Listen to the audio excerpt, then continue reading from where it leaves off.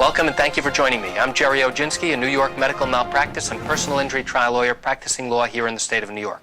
Today's topic is failure to diagnose heart attacks. What are they and why are they important? The failure to recognize a heart attack has significant, dramatic implications for the patient. If a heart attack occurs, it can kill off a good portion of your heart. And if it is not recognized either immediately before it happens or at the time it's happening, the results could be devastating. Let me tell you about a case I recently handled involving a young man and a failure to diagnose a heart attack. The patient developed chest pain and went to his local emergency room.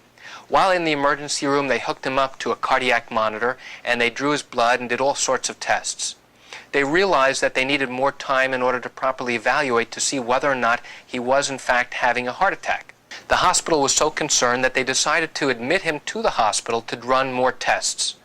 They were going to have him do a stress test. They were going to get an echocardiogram, which is like a sonogram of the heart. They were going to draw bloods on a regular basis to see whether or not certain enzyme levels were rising, indicate that he might have a heart attack. So what went wrong with this patient's care? It wasn't the tests that were ordered. All of those tests were appropriate, and it was good medical practice to do that. The problem arose when the doctors were interpreting those particular tests. They were interpreted incorrectly. In fact, the computers were reading abnormalities in these particular tests. But the doctors who were looking at him blew it off and said, not a big deal. That's artifact, that's insignificant. We don't care about that. The patient is normal. Everything is fine. He followed up with his cardiologist a few weeks later, and he told him he was still having some chest pain. The cardiologist never bothered to get the testing that was done at the hospital, and based upon his own testing, realized that the patient was just fine. He told the patient to come back in a month, we'll check you again. The next month the patient returned as directed, and again he had the same type of complaints. You know, I have chest pain, I'm feeling uncomfortable, I don't know what's going on. Again, the doctor poo-pooed it and said not to worry, all the tests before showed that you were fine. The third time, it happened again.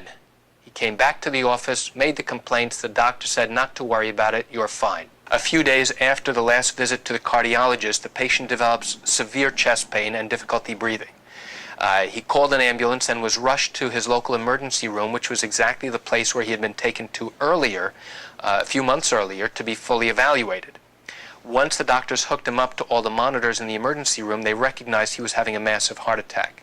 And by that point, there was very little they could do to save a good part of his heart. It turns out, over the next few days, and additional testing revealed that the patient had three major coronary arteries that were severely blocked. He had 3 blockages. And had this been recognized 3 or 4 months earlier, the patient could have had an elective triple bypass surgery, which would have prevented what's known as ischemia, a cutoff or a lack of blood flow to the heart, what caused him to have this massive heart attack. A majority of his heart was killed off as a result of the lack of blood flow to the heart. And because of that, this patient suffered every complication known to mankind, so much so that he ultimately was told that he needed to have a heart transplant. This patient, unfortunately, is physically incapable of doing any type of activity. He gets tired just from walking across the room. He needs assistance to do all types of daily activities. And it's tragic because when we went to investigate and looked back at those medical records, we had doctors and experts in cardiology look at those diagnostic tests, and they told us that these tests were clearly abnormal. And even the computer confirmed that they were abnormal. And the doctors should have recognized this, and this was totally preventable. He could have had elective surgery, which would have prevented the heart attack, and he would have been just fine. Unfortunately for this young man and his family, he wasn't.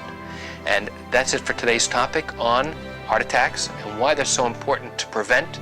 I'm Gerry Oginski. Thank you for joining me. Have a great day.